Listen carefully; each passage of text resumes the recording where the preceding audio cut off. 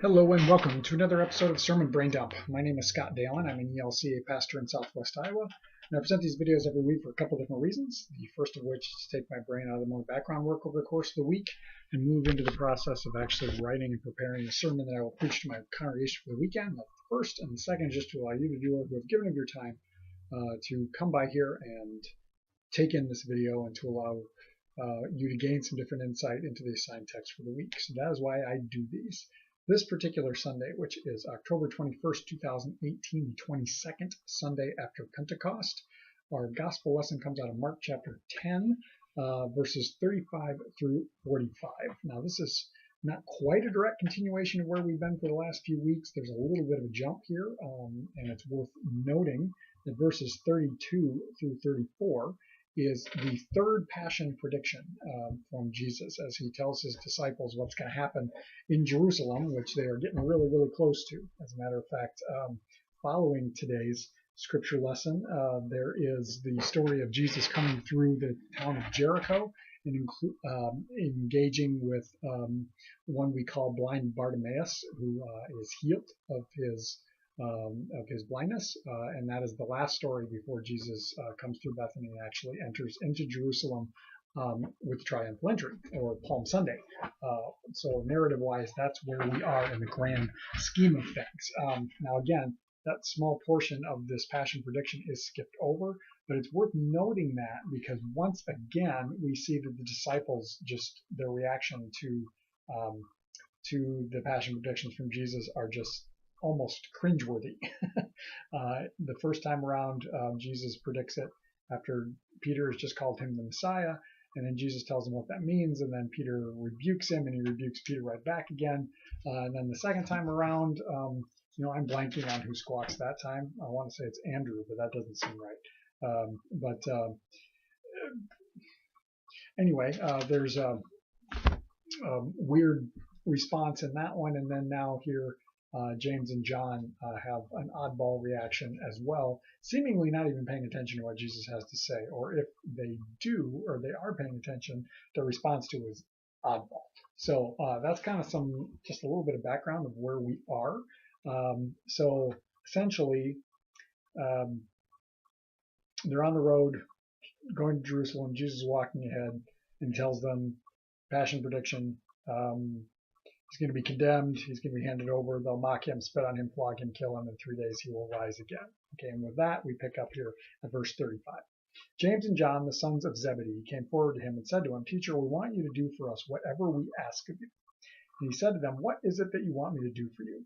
And they said to him, Grant us to sit, one at your right hand and one at your left, in your glory. But Jesus said to them, You do not know what you are asking.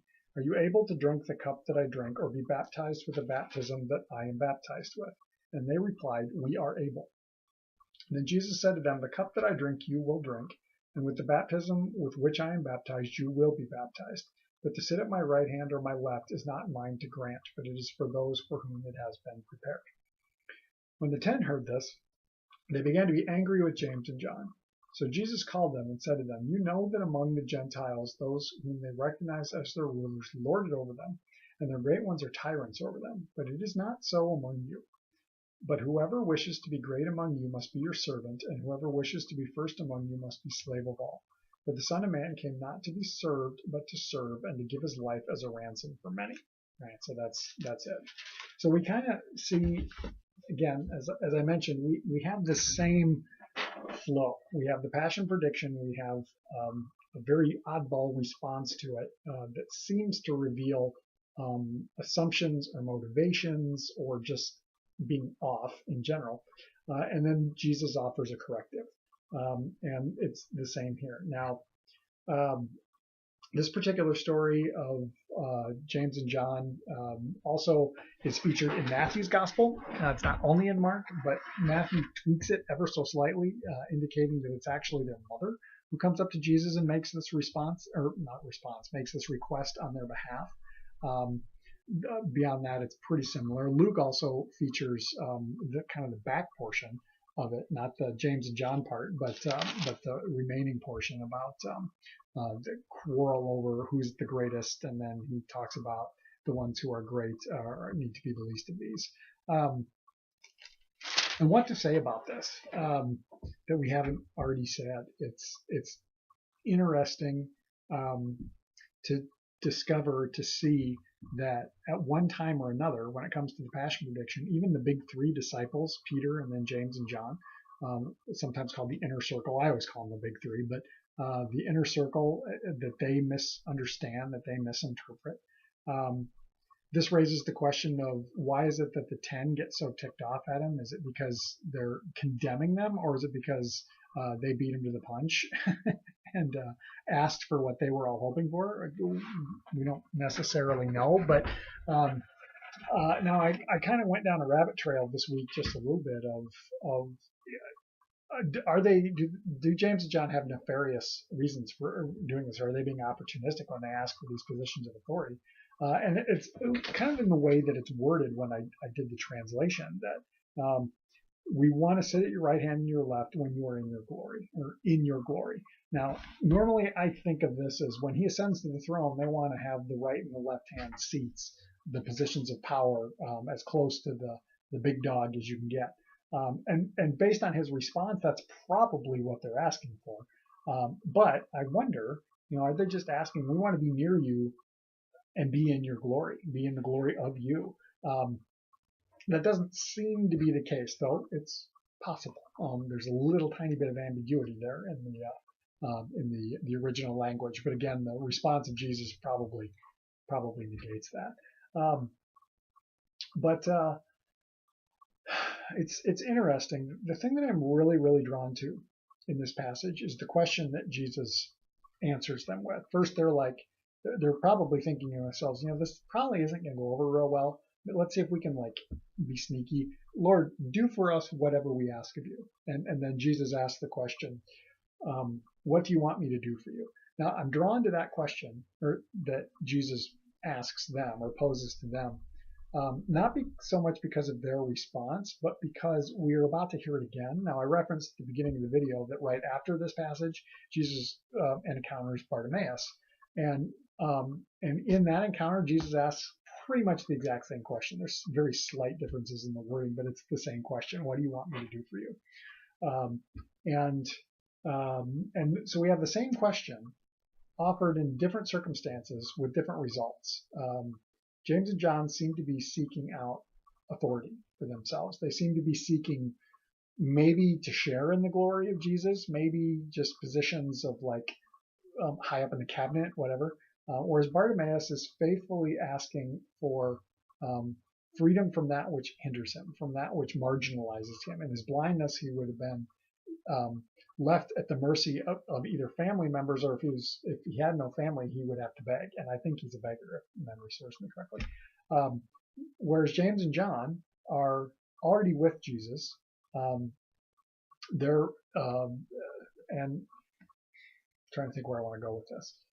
Their request doesn't seem to be out of humbleness, or doesn't seem to be freedom from anything. They just want to benefit from it.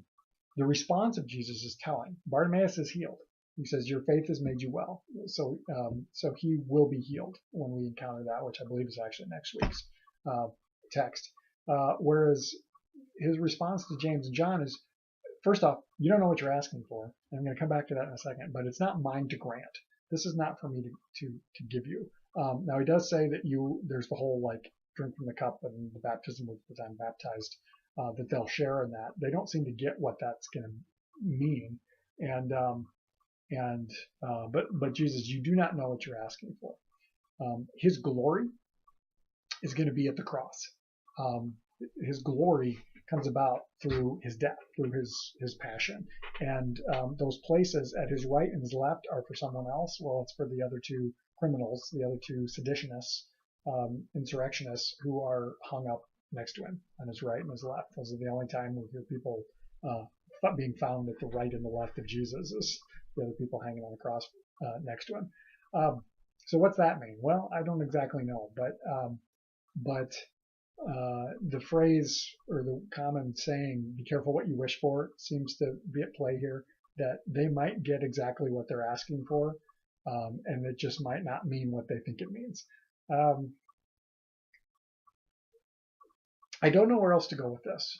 other than the reminder that that our expectations are utterly off from what it is that Jesus is doing in the kingdom here and now. You want to be great, serve others. What's that mean? Well, you figure that out, but that's what it means to be great. It's not about to have a assumed position of authority or power or greatness. And it's certainly not about being in a position where you can lord things over somebody else. But you want to be great, go out and serve someone. That's the one who will be called great. I got some more work to do with this sermon. And clearly, I feel like I'm offering a whole lot of help here today, but that's what's going on. That seemingly, when we think that we will follow Jesus even to death, and we might talk a big game, it might not mean exactly what we think it means. So if you have thoughts, questions, comments, throw them down in the comment section. We can continue the conversation that way. Otherwise, I hope you have a blessed week. We will catch you next time, and hopefully I've got a little more substantial to offer next time around. Catch you next time.